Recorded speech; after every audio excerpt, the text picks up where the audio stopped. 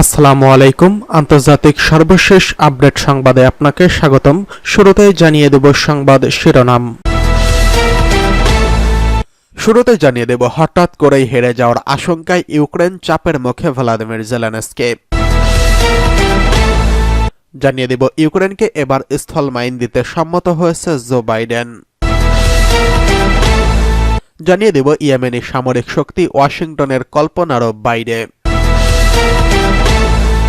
সর্বশেষ জানিয়ে দেব রাশিয়ার সম্ভাব্য হামলার শঙ্কায় সতর্ক অবস্থানে নেদারল্যান্ডস। এতক্ষণ শুনছিলেন সংবাদ শিরোনাম, এবারে বিস্তারিত। এদিকে হঠাৎ করেই ইউক্রেন যুদ্ধে হেরে যাওয়ার আশঙ্কায় রয়েছে। ইউক্রেনের প্রেসিডেন্ট ভ্লাদিমির জেলেনস্কি যুদ্ধে হেরে যাওয়ার আশঙ্কা করছেন। রাতে ফক্স নিউজকে তিনি এমন আশঙ্কার কথাই জানিয়েছেন। ওই সাক্ষাৎকারের বরাতে এক প্রতিবেদন প্রকাশ করে বিবিসি। জেলেনস্কি বলেছেন, যুদ্ধের সবচেয়ে বেশি সামরিক সহায়তা দিয়ে আসছে ওয়াশিংটন। মার্কিনিরা আমাদের প্রধান সামরিক সমর্থক। তহবিল বন্ধ হলে যুদ্ধে ইউক্রেন হেরে যাবে। ইউক্রেনের নেতা বলেন, এটি খুব বিপজ্জনক হবে যদি আমরা ইউরোপে ঐক্য হারিয়ে ফেলি। যেটি সবচেয়ে গুরুত্বপূর্ণ তা হল ইউক্রেন এবং মার্কিন যুক্তরাষ্ট্রের মধ্যে ঐক্য। জেলেনস্কির আশঙ্কা পেছনে রয়েছেন সদ্য নির্বাচিত মার্কিন প্রেসিডেন্ট ডোনাল্ড ট্রাম্প। নানা চড়াই উতরাই পেরিয়ে আবার তিনি হোয়াইট হাউসে ফিরতে যাচ্ছেন।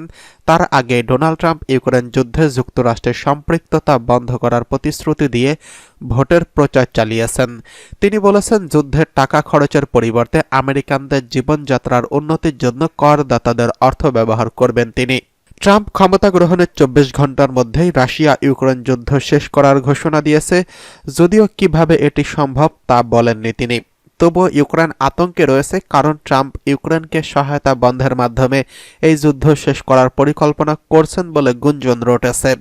আর এর অর্থ হলো ইউক্রেনের পরাজয়। জেলেনস্কি ফক্স নিউজকে বলেন, তারা যদি তহবিল কমিয়ে দেয় আমি মনে করি আমরা হেরে যাব, কিন্তু অবশ্যই আমাদের টিকে থাকতে হবে।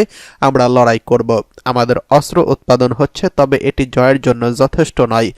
এটি ইউক্রেনের নিজস্ব অস্ত্র মনে হয়, বেঁচে থাকার জন্য যথেষ্ট নয়।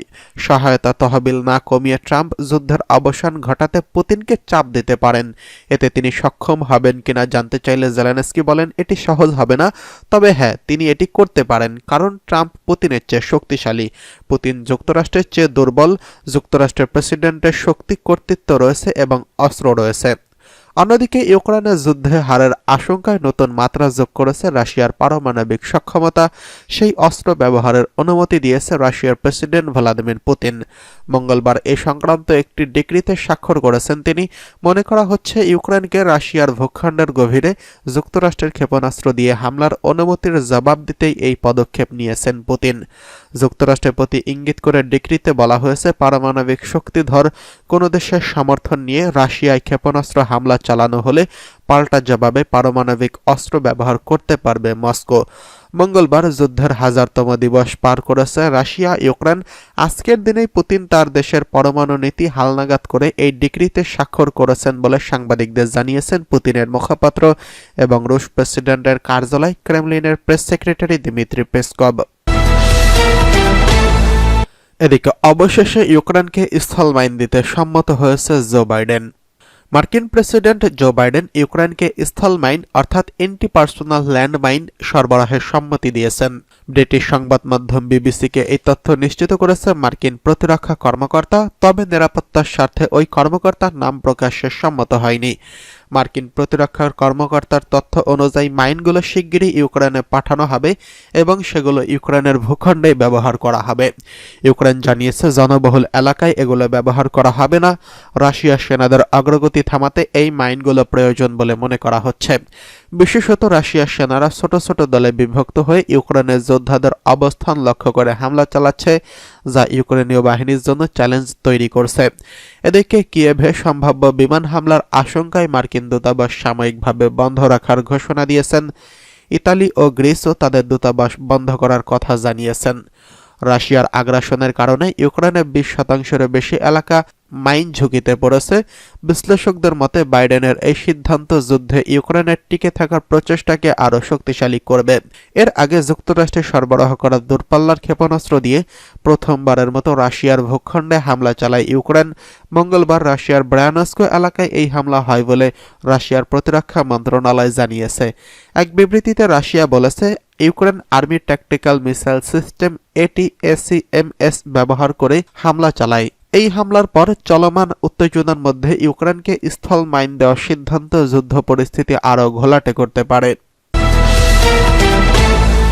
এদিকে ইয়েমেনের সামরিক শক্তি ওয়াশিংটনের কল্পনারও বাইরে। যুক্তরাষ্ট্রের ক্ষমতার চেয়ারের মালিক বদলে যেতেই মধ্যপ্রাচ্যেও আসছে বড় পরিবর্তন।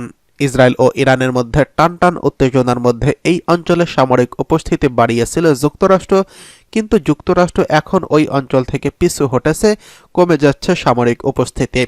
মার্কিন প্রতিরক্ষা দফতর পেন্টাগন জানিয়েছে, মধ্যপ্রাচ্যে থাকা নিজেদের একমাত্র এয়ারক্রাফট ক্যারিয়ার প্রত্যাহার করা হয়েছে। তবে নানামুখী হুমকি মোকাবেলায় এখনও ওই ক্যারিয়ারের প্রচুর সক্ষমতা রয়েছে বলে জানিয়েছে পেন্টাগন। এই নিয়ে পার্স টুডে জানিয়েছে, গত এক বছরে এই দ্বিতীয়বার পশ্চিম এশিয়া থেকে আমেরিকার বিমানবাহী রণতরী সরে গেল। পশ্চিম এশীয় অঞ্চলে মার্কিন যুক্তরাষ্ট্রের উত্তেজনা সৃষ্টিকারী পদক্ষেপ যখন বৃদ্ধি পাচ্ছে, তখনই ইয়েমেনি সশস্ত্র বাহিনীর হাতে ওয়াশিংটনের পরাজয় অব্যাহত রয়েছে। সেই সাথে আমেরিকা ও অন্যান্য পশ্চিমা দেশের আধিপত্য ভেঙে পড়েছে। দাবি করা হচ্ছে, ইয়েমেনের সামরিক শক্তি ওয়াশিংটনের কল্পনারও বাইরে। আইজেনহাওয়ার, রুজভেল্ট এবং আব্রাহাম লিঙ্কন বিমানবাহী রণতরী পালিয়ে যাওয়ার সাথে সাথে আমেরিকা স্বীকার করছে, ইয়েমেনের সশস্ত্র বাহিনী উন্নত এবং আধুনিক সামরিক সক্ষমতা রয়েছে। আমেরিকান নৌবাহিনীর জন্য ইয়েমেনের সশস্ত্র বাহিনী বড় এক বাধা এবং চ্যালেঞ্জ হিসেবে বিবেচিত। গত কয়েক মাস ধরে ইয়েমেনি সেনাবাহিনী গাজা উপত্যকায় ফিলিস্তিনি জনগণ ও প্রতিরোধ বাহিনীর সমর্থনে লোহিত সাগর এবং বাব আল মান্দাব প্রণালীতে বেশ কয়েকটি ইহুদিবাদী গাজা এবং ইসরায়েল অভিমুখী জাহাজকে লক্ষ্যবস্তু করেছে। ইয়েমেনের সেনাবাহিনী ইসরায়েলের অভ্যন্তরে, বিশেষ করে তেল আবিবে সফলভাবে ক্ষেপণাস্ত্র ও ড্রোন হামলা চালিয়েছে।